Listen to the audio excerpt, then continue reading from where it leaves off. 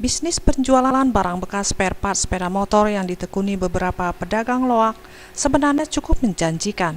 Namun, jasa penjualan onderdil sepeda motor dan becak ini mulai jarang didatangi pembeli.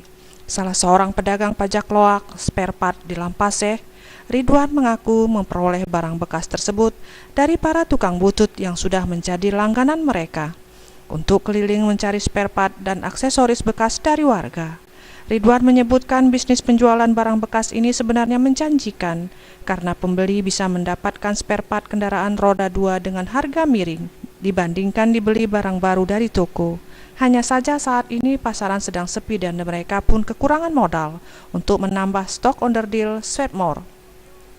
Ia pun mengungkapkan bahwa saat mereka membeli dari tukang butut atau pemulung onderdil Sweatmore tersebut terlebih dahulu dipoles, dicat dan dilem biar menjadi bagus sehingga terlihat seperti baru lagi. Dan upaya ini mereka lakukan untuk menarik pemilik kendaraan roda 2 atau 3 yang hobi untuk rekondisi maupun memodif keretanya. Menyikapi lesunya pembeli akhir-akhir ini, ia berharap kepada pemerintah Kota Banda Aceh agar membantu pedagang pajak loak dengan memberikan modal usaha. Sangat menurun kami ini.